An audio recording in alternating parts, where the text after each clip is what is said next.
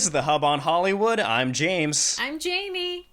And we love movies. Oh my goodness, James. And you know, for as much as we love movies, we haven't been to the movies until now. I finally got to go to the movies. Woohoo! After Congratulations, a year of waiting, I'm super jealous. I haven't been to the... Thank you. After a year of waiting, I finally got to go to the movies. I saw The Courier with my husband. I haven't been to the movies since 2019, since I was pregnant, and I saw myself in Knives Out because that was the last movie I saw. So we're going to be talking about that. We'll have a full review of The Courier and a rundown of my experience going to the movies coming up next. What else are we going to be talking about today, James? We're going to be talking about something that can't be played in the movie theaters just because it is so long. I just finished a 4-hour marathon watching Zack Snyder's The Justice League Snyder Cut. And first initial take, much better than the original 2017 Justice League made by Joss Whedon. But we will get more into that as well. But definitely a much longer, but I think a better version of the Justice League. And we're also going into the latest episode of the Falcon Winter Soldier. This episode, it's broken into the boundaries of being such of becoming a drama. So much drama in this episode, and a turning point for many of the characters.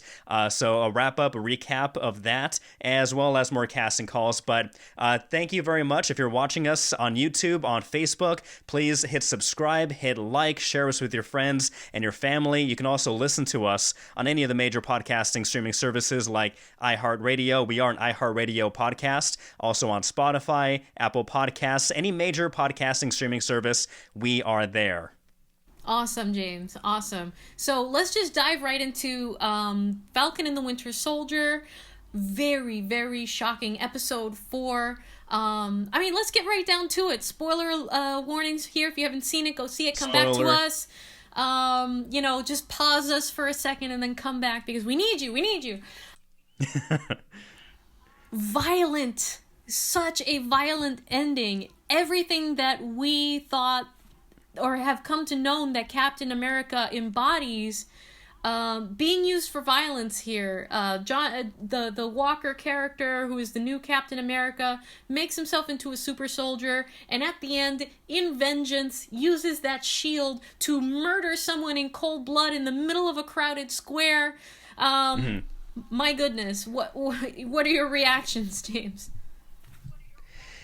So my thing is that I like in our previous episode, I saw this coming because I feel like the first episode, when we were introduced to John Walker, we were given this person who, somebody who seems to be a very good person, who wants to do the right thing, wants to get the job done, wants to fight for his country and fight for his fellow man. And that is still true to an extent, but over the past 3 episodes, we've been seeing more and more of his flaws, and a lot in this episode. That what we saw is a lot of callbacks from previous movies, including the first Avenger, and when the doctor that made Steve Rogers into Captain America, when he picked Steve, at the time, this guy who weighed 100 pounds, soaking wet, to be the person that they want to become the super soldier, to be Captain America. They picked him not because he was the strongest, but he was the most pure of heart and somebody who, fought against bullies and had the right intentions. And the super serum made him not only stronger, but it also elevated those great qualities that Steve Rogers had. However, one thing we do know, and one thing that doctor originally feared, was that if you give this serum to somebody who has many flaws or bad attributes, this serum is only going to increase that tenfold. And I think that's what we're seeing now with John Walker. He, as we've seen, I think his ego hurt after time and time again.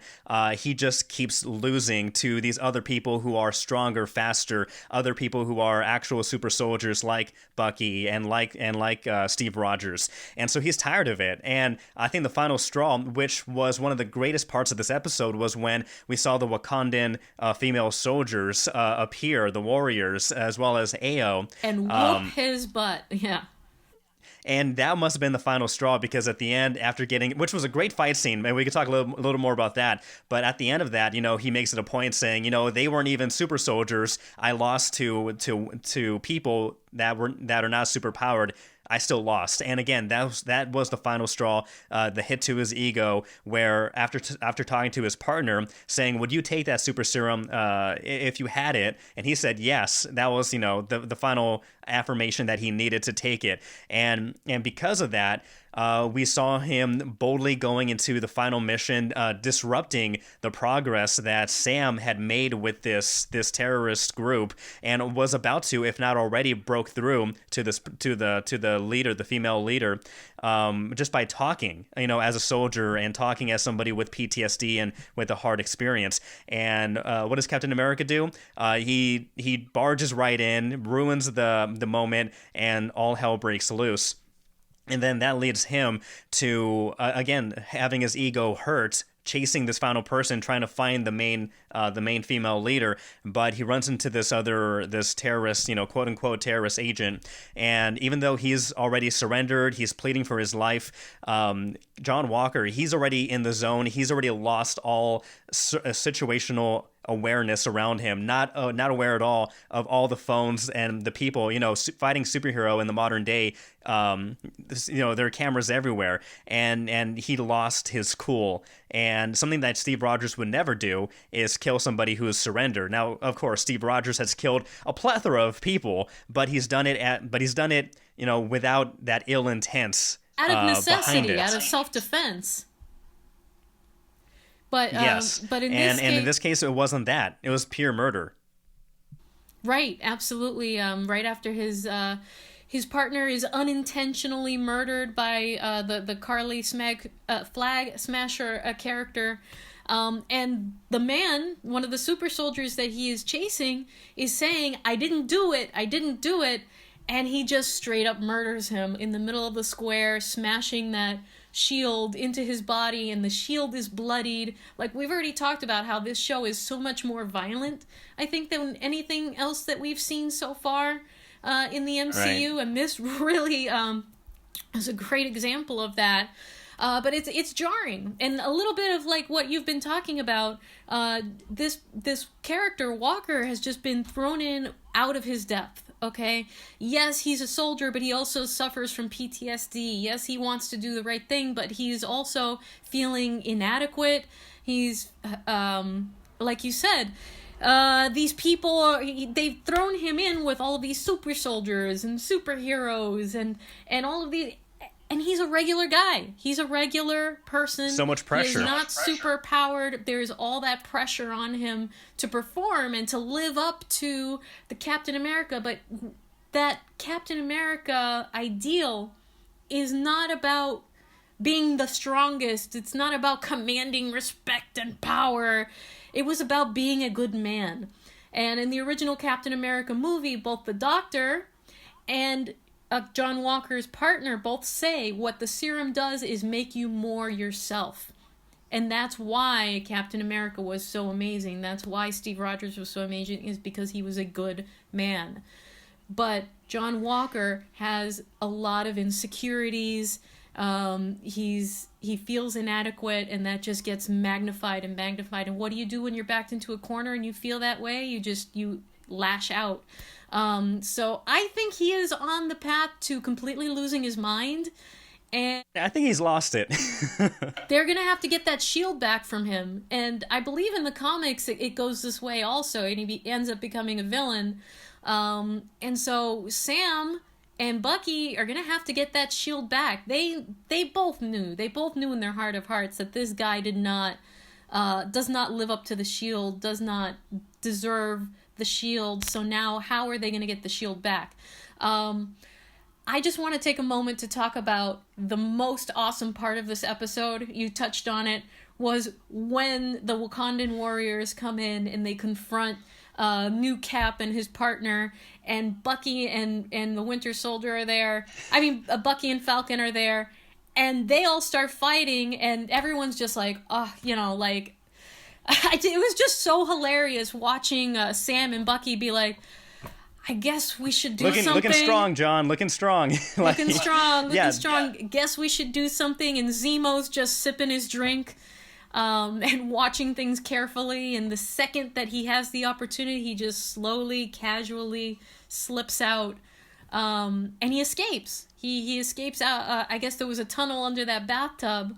And at the end, I think it was Bucky says, "I can't believe he pulled an El Chapo," and it was just, it felt natural. It was funny, but it also led in so well to the character flaws that lead into the very shocking ending of that episode. So, I mean, I think this is a solid, a solid installment here. It kind of dragged and was a little boring in parts, and it's definitely violent. It's not my favorite MCU series so far, but, solid. Definitely solid. Zemo is my favorite so far.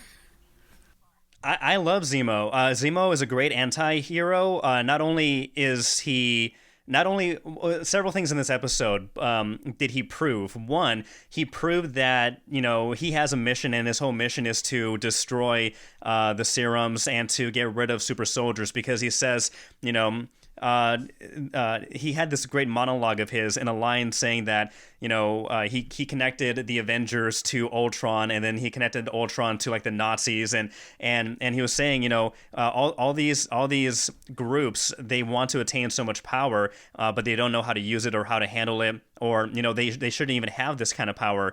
And what Zemo did, when he could have easily taken, stolen, maybe even used the serum himself, but he stayed true to his character, and he destroyed them, which was a very honorable, I think, move by a quote-unquote villain / anti-hero. But what this episode really did as well, what it did importantly, was show, even though the Avengers, they try to do what's quote-unquote right in the world and try to stop bad things from happening, they themselves are also a big part of the problem. And Zemo highlighted that perfectly in this. Again, just saying, comparing the Avengers to Ultron and Avengers to the Nazis. Not saying that, they're as equal, but them being a group and a force of them, of themselves, is bad. And I think he was able to prove. And that's why he's the perfect anti-hero, because you understand, Zemo's right in all of this. All these powers, all these people trying to attain power,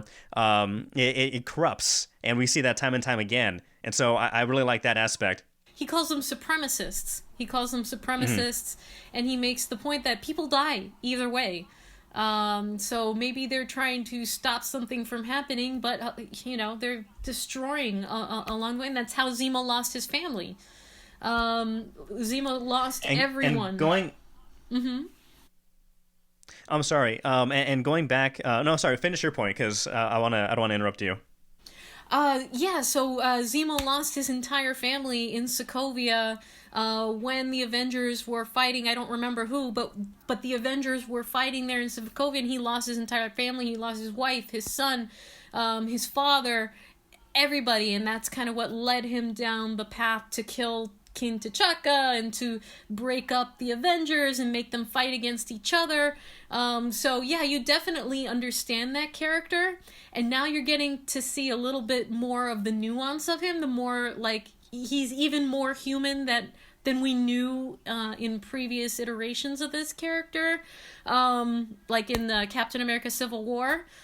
So I feel like he's heading towards a road of redemption, kind of. But we like him. Wakanda still wants him back. Yeah. And one thing this episode did was make me really want to start watching the rest of the previous movies, like Black Panther, like Avengers, the first Avenger, and Age of Ultron. Because one thing this movie is able to, or this episode really does, is connect, previous movies to what's currently going on. And they have a lot of mirror imaging, because if you go back to Civil War, for example, Captain America, and this is what separates Captain America Steve Rogers from Captain America John Walker, when Steve was fighting Iron Man, and Iron Man wanted to kill Bucky because Bucky found out it was discovered that he killed Tony Stark's parents. When Captain America was fighting Iron Man, he pretty much did the same thing. He like smashed his armor with the shield repeatedly, and Tony's mask or helmet or it breaks off. And Captain America, Steve Rogers, could have delivered the final deadly blow and kill Tony, but what he does is instead uses his shield, smashes his arc reactor, thus enabling the suit, useless. You mirror that with what we saw in this episode with this version of Captain America. Same exact motion as with Steve and Tony did, but in this one he doesn't hold back and he goes for the kill. Great cinematic parallelism. Great cinematic parallelism.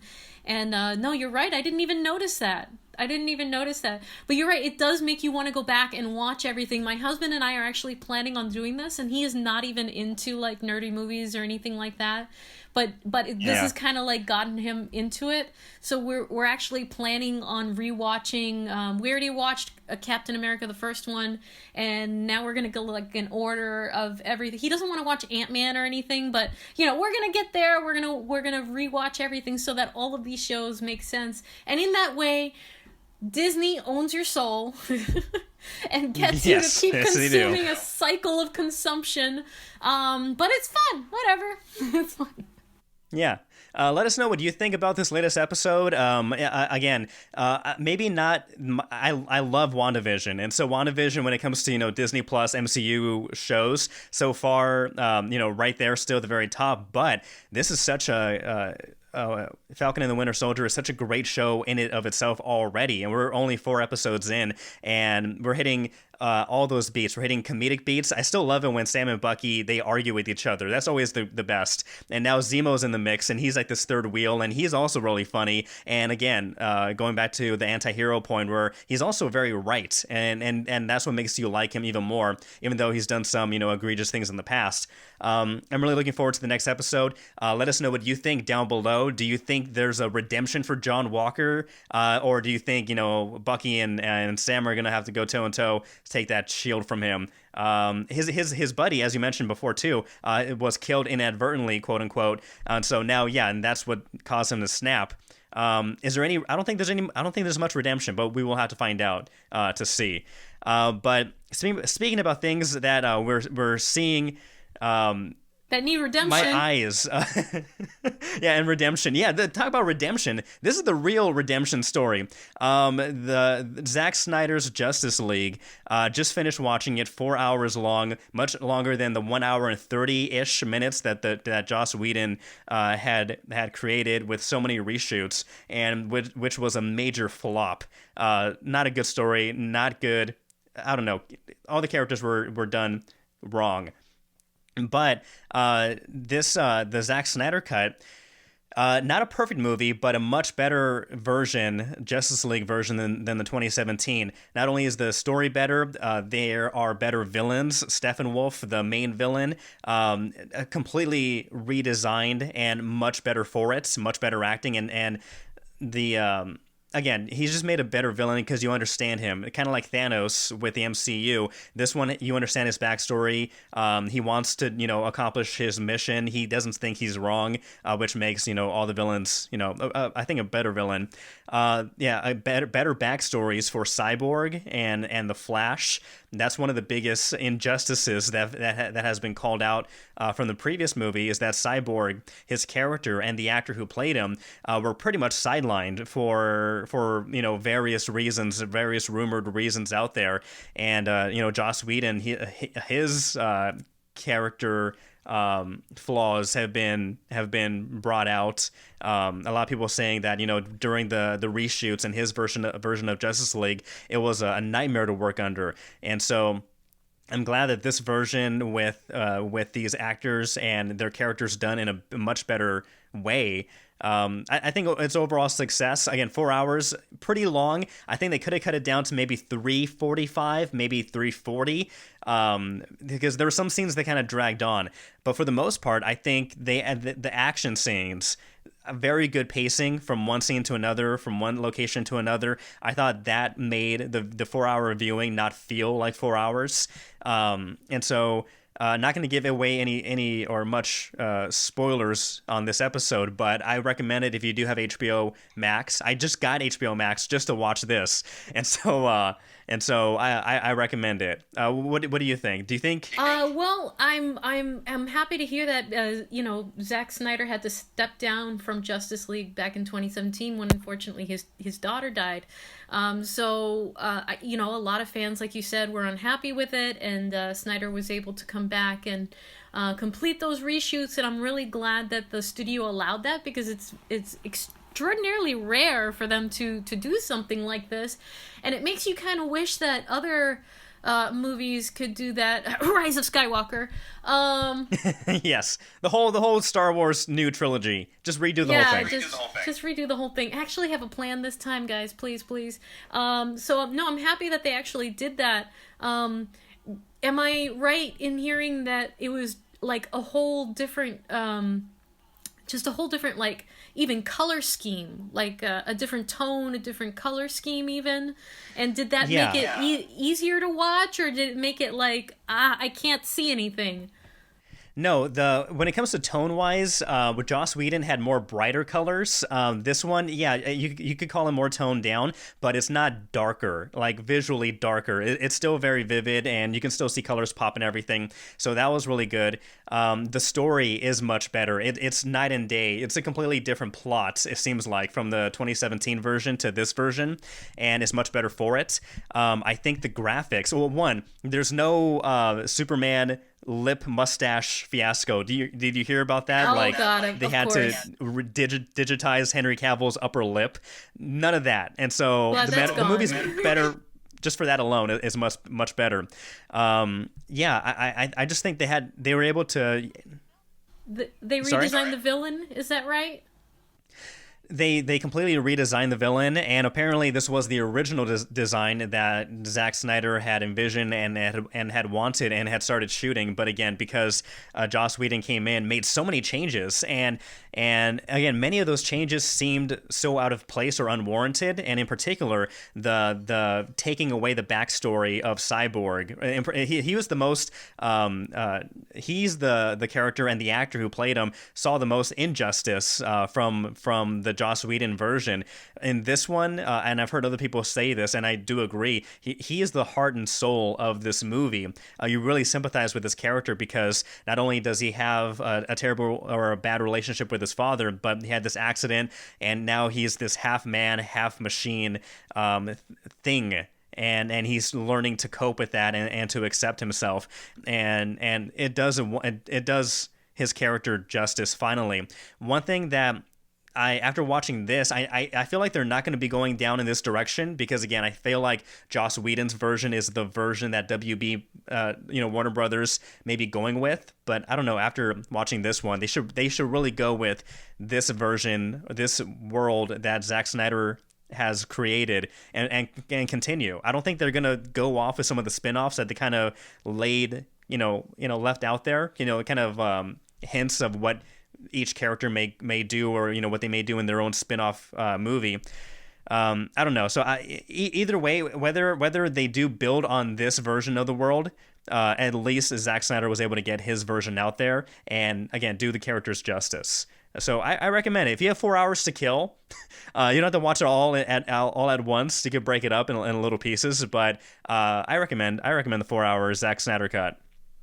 Awesome. And I recommend rewatching all of the MCU, the 25 plus movies. Yes. Anyways, tell us what you think. What did you think about the Snyder Cut and all of the changes that were made? And what else should we be watching? What else do you want us to talk about? Find us everywhere that podcasts are heard. Find us on Twitter, Instagram, Facebook, Hub on Hollywood. Type that in. You'll find us. We'll find you. We'll connect. And, we'll just start watching cool things together. James, not only are we providing these wonderful reviews of pop culture, yes, we are trying to get you into the movie, into the TV show. If you live in the New England region, we've got casting calls, and there's a lot for this week. If you'd like to spend a day on a movie set, watch some famous people run around, see how the dough is made, the salami, the hot dog. I don't know. I'm not good at how the sausage is made. There we go, the sausage. All those meats, yeah. You'll see all the meat, don't worry. Sounds wrong.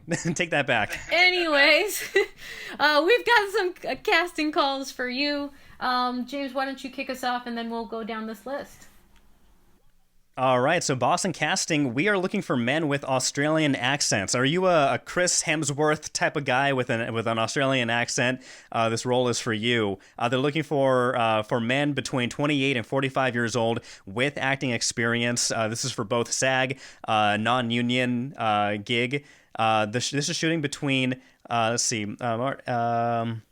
May 24th and June 11th. This pays $1,000 a day, so quite a few days. So, quite a little, pretty paycheck there you can get. If you're interested, send a photo, resume, contact information, where you live. Send that to Boston Casting Submit 5, Boston Casting Submit, the number 5, @gmail.com. Okay, Boston Casting is also looking for Asian actors, men between 45 and 65 years old. This is for shooting at the end of this month into next month. You're going to want to send a photo, resume, contact information, and where you live to Boston Casting Submit 5 @gmail.com for that one. Boston Casting is also looking for Russian men, fluent in Russian, to portray 50 to 70 years old. Acting experience is a plus. SAG and non-union may apply.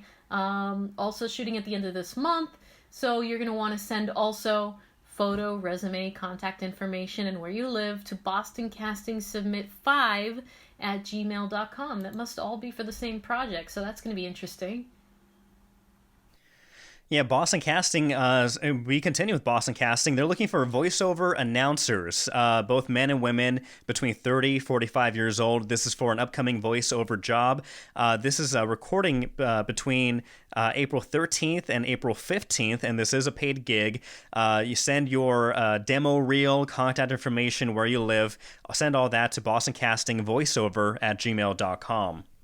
Wonderful. They're also looking for men and women with experience driving a horse and carriage. If you don't see that every day. If you're a horse and carriage driver, this is all shooting in the same time. Then you would see that every day. Next. And right, and so it's also the same. Boston Casting Submit 5 @gmail.com.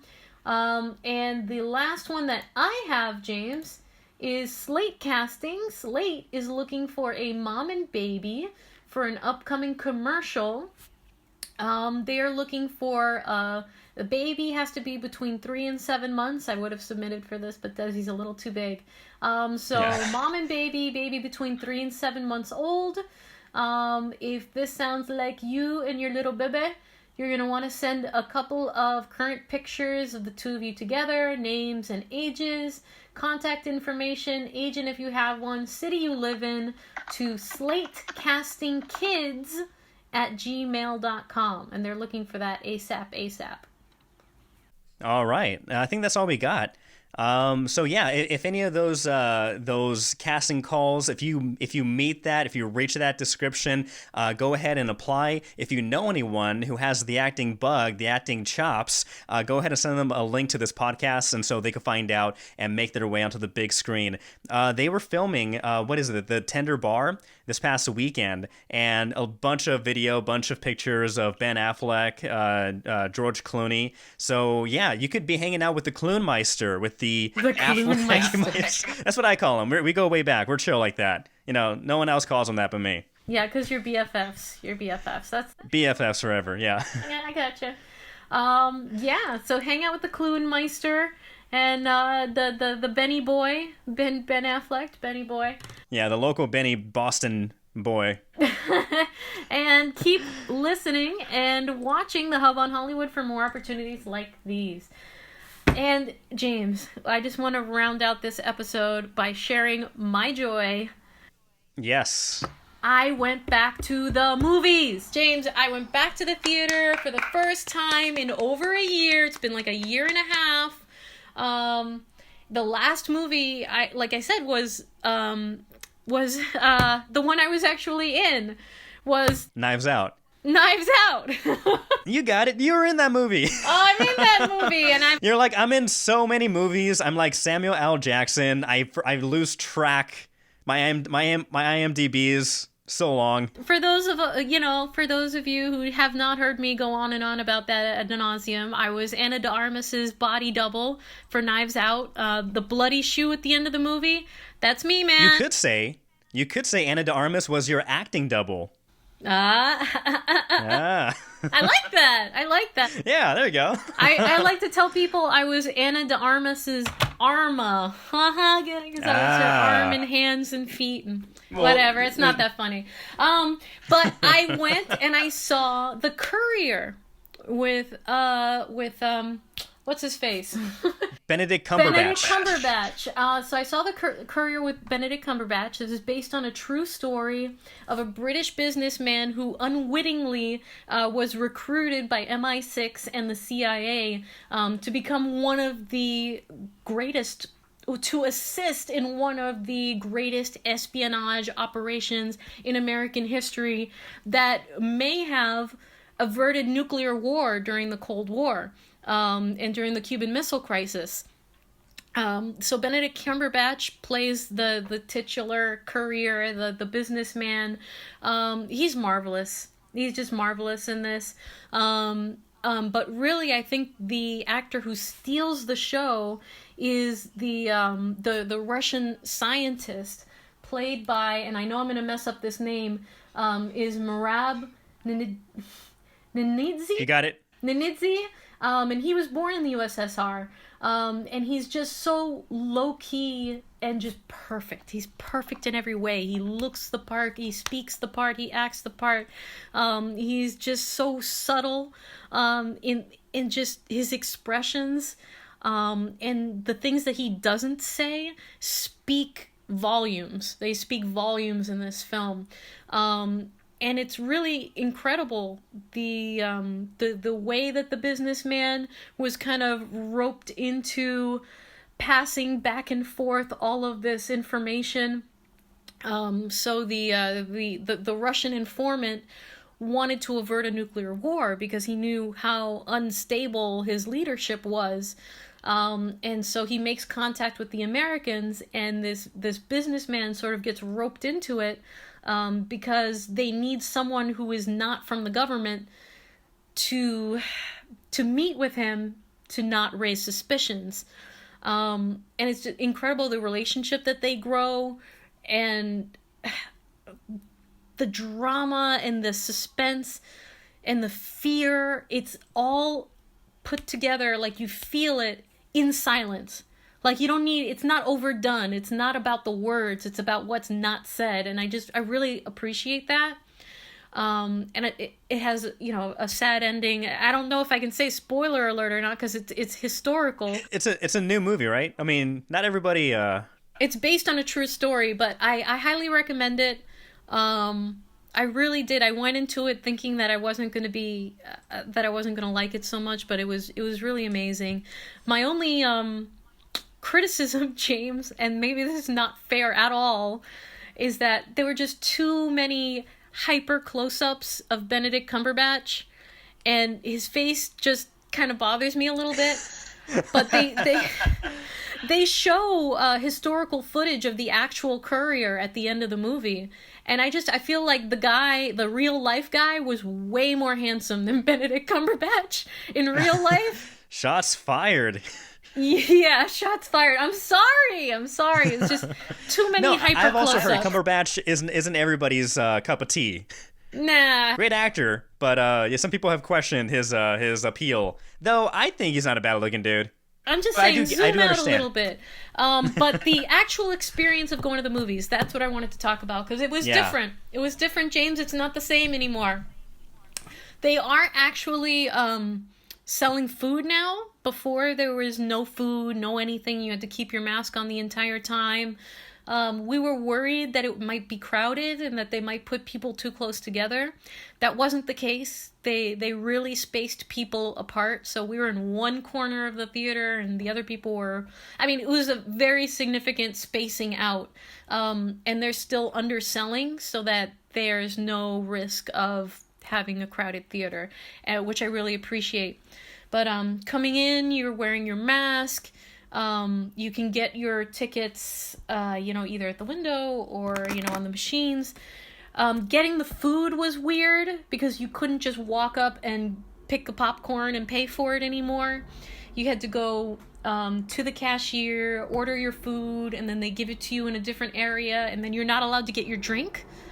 They have like tables set up with barriers, and there's a guy back there who's making your drinks for you. Which is fine, and I understand. I just appreciate that they allowed us to have food in the theater, and as long as you have your mask, as long as you are eating, you can take your mask off, but then you immediately have to put your mask back on. I also appreciated that when you walked into the theater, that it had signs that said if you're uncomfortable with the seating arrangements, after the movie starts, if there's like open seats, you're allowed to move. Or if you feel like there's a problem, you get a cast member, you get somebody to help you, and they'll work with you as far as making you feel safe with your seating arrangements. So it wasn't as bad as I thought. I thought it was going to be a little more nerve-wracking.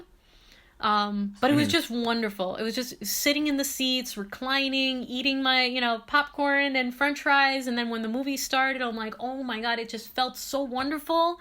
I was so happy. I'm like, I can't believe I haven't been here since 2019, that I haven't been in front of the big screen. It was just a huge relief, and I'm really happy that things are getting back to normal. I'm scheduled for my first vaccine at the end of this month. And I'm here. Congratulations. Thank you. Just so happy that that there's a light at the end of the tunnel, and things are going to be getting back to normal soon. And I felt safe. I felt really good with it. So if that's something that you're thinking about doing, about going to the movies, it obviously depends on your comfort level. But I felt like AMC theaters at least did a really, really good job. Now, I'm not sure I'm dying to get back to the movie theater, and hopefully soon, again, with the vaccines rolling out and whatnot. I'm not sure if The Courier would have been my first pick to go to the movies. They do have Godzilla vs. Kong, and that's made for the big screen. That's the movie I want to go back for. That is true, but my husband said no Godzilla, no Kong. So, we compromised. Hey, maybe Benedict Cumberbatch's face close up would have been better to see at home on a smaller screen than on the big screen. And maybe that was part of the problem. I think you're right. Yeah. You figured it out. You're right. That was it. See, if you're at home on your phone, that's like a little baby Benedict face. But no, but that's awesome. No, I'm dying to go back, and so I think Godzilla vs. Kong will be the one to pull me back. Not sure exactly when, because I imagine these movies may be in the theaters. Their runtime may be a little bit longer than normal. But yeah, that's the movie that I do want to see eventually on the big screen. But what about you guys? Have you gone to the movies yet? Are you going to go to the movies? What do you want to watch? I recommend The Courier. I definitely do. James recommends Kong versus Godzilla. And there are a few movies coming back. They're coming back. There wasn't as big of a selection as there normally would be, because obviously not as many people are out at the theaters. But, there are more movies that are coming out. So there were like 4 or 5 that you could pick from. Before there was only like 1 or 2. So, I mean, it's slowly coming back to life. It really is. So let us know what you think about going back to the movies. Find us anywhere. Hub on Hollywood. We're on Twitter. We're on Instagram. We're on Facebook. We haven't gotten a Twitch yet or one of those other ones, but, we'll get there. Yeah. And let us know what you think. Yeah. Join in on the conversation. All of the above. James, parting thoughts? Yeah. Again, likewise, what are your thoughts on Falcon and the Winter Soldier? Have you seen the Snyder Cut? What are your thoughts? Again, my initial thing, I think it's really good. The action scenes were very well done. The pacing was really good. You can maybe knock off 15 minutes or so, but I thought it moved pretty quickly. It felt good. So let us know what you think, what you're watching. Follow us, like us, love us, gotta have us. For the Hub on Hollywood, I'm James. I'm Jamie. See you next time. Have fun. Bye.